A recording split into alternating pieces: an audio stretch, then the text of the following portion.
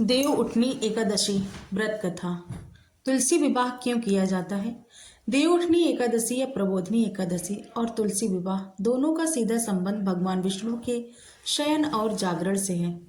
नीचे एक पौराणिक कथा आधारित कहानी जो बताती है कि आखिर देव उठनी एकादशी पर तुलसी विवाह क्यों किया जाता है और इसके पीछे का क्या अद्भुत रहस्य छिपा है।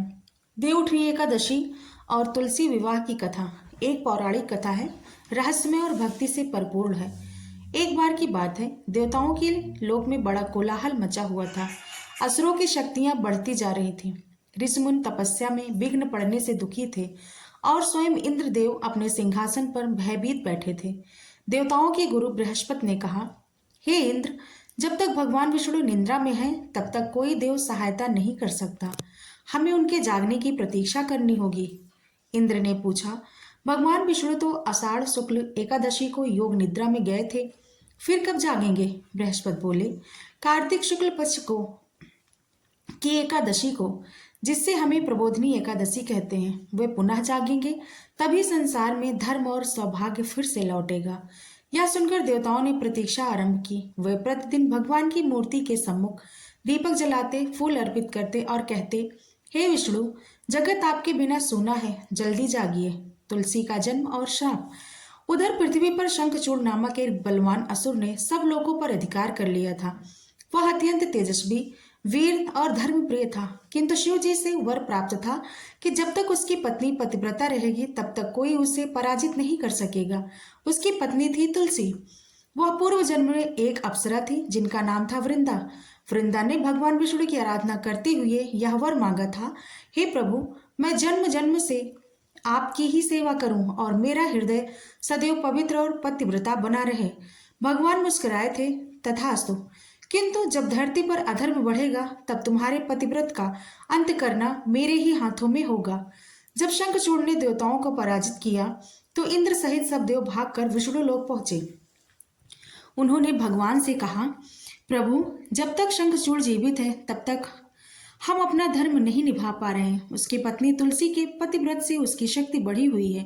भगवान विष्णु ने गंभीर स्वर में कहा, यदि अधर्म का नाश करना है तो मुझे ही वह करना होगा जो किसी अन्य के लिए असंभव है। अगले दिन युद्धभूमि में भगवान विष्णु शंखचूड़ का रूप धर कर पहुंचे। उसी समय असली शंखचूड़ देवताओं से युद्ध में व्यस्त था। वृंदा ने पति के रूप में विष्णु को देखा और पतिभाव से उनकी पूजा करने लगी। जैसे ही उसने उन्हें पति मान लिया, उसका पतिव्रत भंग हुआ। उसी क्षण शंखचूड़ युद्धभूमि में मारा गया। जब वृंदा को सत्य का ज्ञान हुआ, वह कांप उठी। उसने विष्णु से कहा, हे नारायण, आपने अधर्म का सहारा लेकर मेरा धर्म तोड़ा है। मैं श्राप देती हूँ, आप पत्थर के बन जाएंगे। भगवान विष्णु ने विनम्रता से कहा, हे देवी, आपका श्राप मुझे स्वीकार है, क्योंकि यह सब लोक कल्याण के लिए हुआ, किंतु आपकी भी तपस्या व्यर्थ नहीं जाएगी। आप धरती पर तुलसी बनकर पूजित होंगी और हर यज्ञ, हर पूजा, हर आरती में आपका पत्ता मेरे बिना अधूरा रहेगा। तुलसी का रूपांतरण। वृंदा की देह वहीं गिर पड़ी और जहां उसके शरीर का स्पर्श हुआ वहां से तुलसी का पौधा उत्पन्न हुआ। उस पौधे से अद्भुत सुगंध फैलने लगी।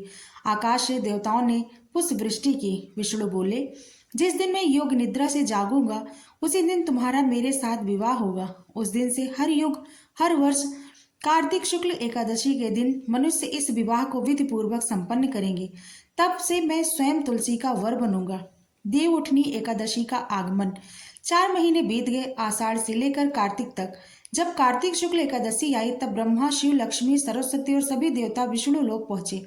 संगीत, शंखनाद और मंगल ध्वन के बीच लक्ष्मी जी ने कहा, हे पति परमेश्वर, आपकी निद्रा से चारों ओर अंधकार छाया है, अब उठिए, जगत को धर्म मार्ग पर लाने का समय आ गया है। विष्णु भगवान ने धीरे धीरे नेत्र खोले। जैसे ही उन्होंने जागरण किया, सारे लोकों में प्रकाश फैल गया। विष्णु बोले, आज से यह दिन देव उठनी एकादशी कहलाएगा। जो भी इस दिन मुझे जागा कर पूजा करेगा उसके जीवन में धर्म और सौभाग्य की पुनः स्थापना होगी। तुलसी और विष्णु का विवाह। उस दिन भगवान विष्णु ने अपने वर वधू रूप धारण किए। देवताओं ने तुलसी जी को बुलाया। अब वह हरितल वस्त्रों में, कोमल रूप में, सुगंध में भरी हुई देवी बन चुकी थी। देवताओं ने मंडप सजाया। गंधर्वों ने गीत गाए, अप्सराओं ने नृत्य किया, शिवजी ने यजमान बनकर विवाह संपन्न कराया और तुलसी का विवाह भगवान विष्णु शालिग्राम रूप में हुआ।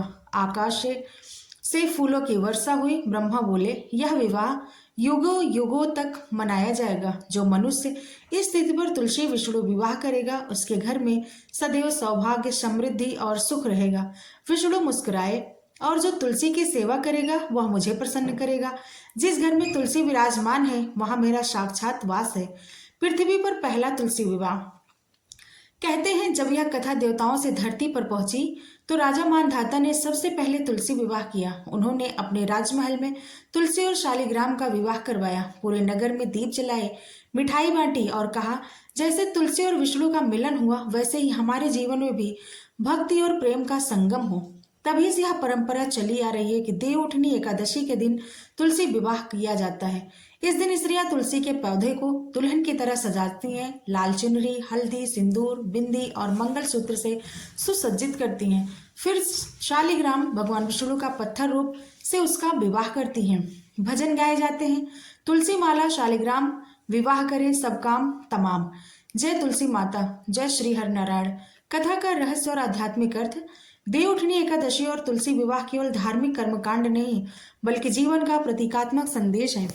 जब भगवान विष्णु शयन करते हैं तब सृष्टि की गति मंद पड़ती है। जैसे मनुष्य के जीवन में कभी कभी ठहराव आ जाता है, वह जब जागते हैं तब नव जीवन की शुरुआत होती है।